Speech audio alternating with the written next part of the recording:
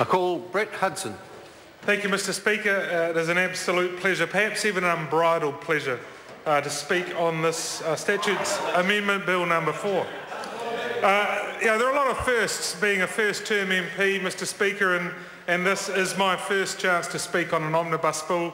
And I have to say it is a little daunting, in fact, to be dealing with measures that impact so many acts at the same time, 33 of them, in fact. And I'm of an age, Mr Speaker, where I can remember some of the traditional fairy tales and folk stories, and the valiant little tailor sprung to mind. Or for those that prefer animated features, the brave little tailor with Mickey Mouse, where 7 in one blow he got. 7 in one blow. They were giants, of course, or flies. Here we're dealing with 33 acts in one legislative blow. It does show what Parliament can achieve when we all do work together, and when we're all on the same team, so to speak, and we're all doing the things that we agree are necessary. And of course this bill is very much about tidying things up, making small clarifications, minor technical corrections, things that are non-controversial, things that are generally non-complex, and things that do have, in fact, unanimous support, not just broad support, across the House. Now, I do recall when this particular reading began, it was claimed, in fact, Mr Speaker, that we were dealing with 34 acts. We tried to crib an additional act. But one of the members opposite, the Honourable David Parker, pointed out that it was in fact only 33. He also pointed out that the Labor side of the House understand very deeply the significance of one or one extra. Well, I'd like to just point out, Mr Speaker, that right at the moment this side of the House has a very solid understanding of the significance of one extra, and in fact we have our organisation outside of this Parliament working extraordinarily hard to make sure that we in fact get that significant one back.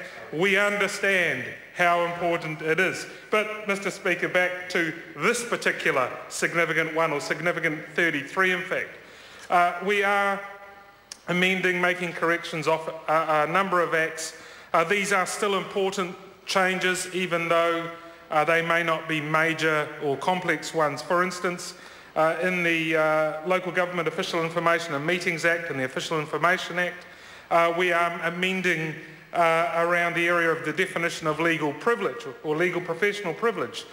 Unfortunately, the definition as it stood could be interpreted to restrict legal professional privilege to circumstances where proceedings were in train or contemplated, and that simply, Mr Speaker, was not the intention behind those provisions in the first place. And so it makes very good sense that members across the House would agree that this is the form that we could take to remove this. But an area which I think is very, very important, in fact, where we are doing further amendments in this bill, in fact, is the other area of the Local Government Official Information and Meetings Act, and in fact the Official Information Act itself.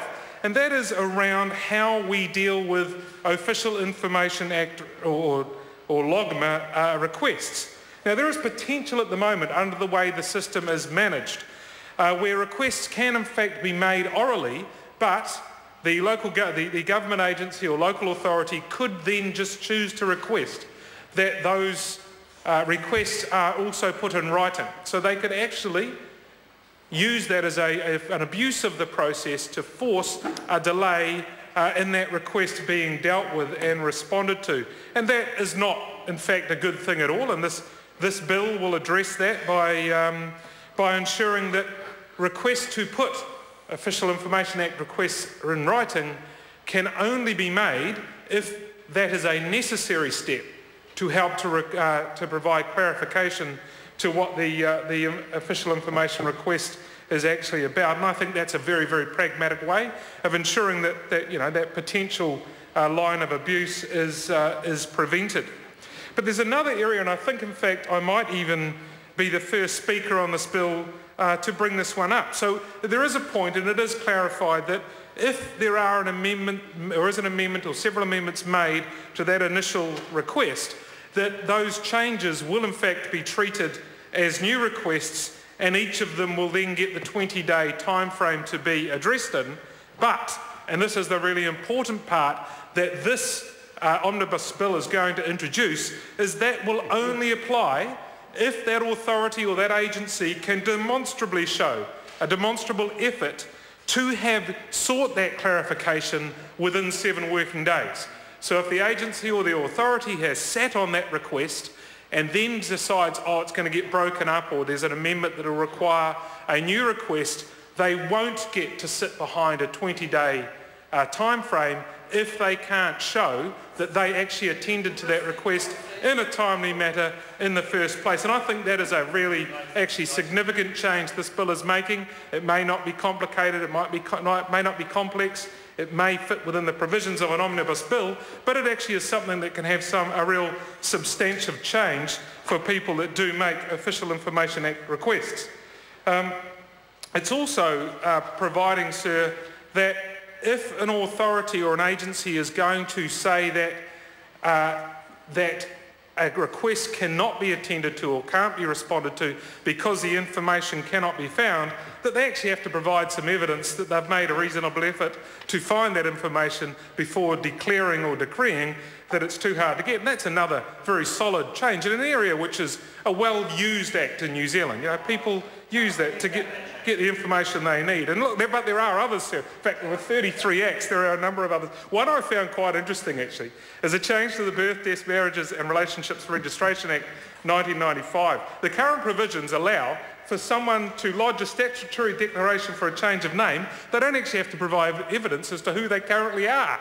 So look, I could just imagine, Mr. Speaker, just imagine, just as a way of explanation or illustration, you know, across the House there, what we could see, the next Labour leadership challenge, you know, history tells us they happen quite regularly.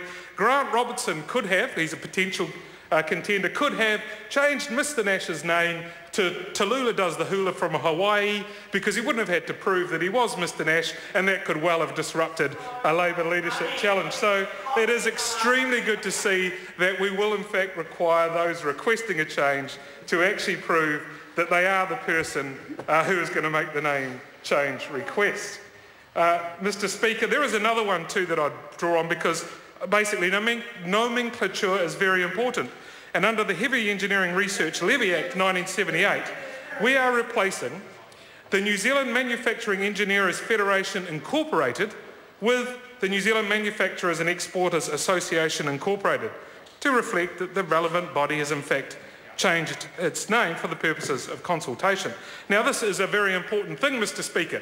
You could, one, obviously say, well, the Act may not apply if they've changed their name, but as we all know, naming is extraordinarily important. One only needs to look at the difficulties that arise if one confuses, for instance, the Judean People's Front with the People's Front of Judea, to know that nomenclature is a deeply, deeply important thing. And so I'm very pleased to see that we are addressing that. Yes, perhaps I am a very naughty boy.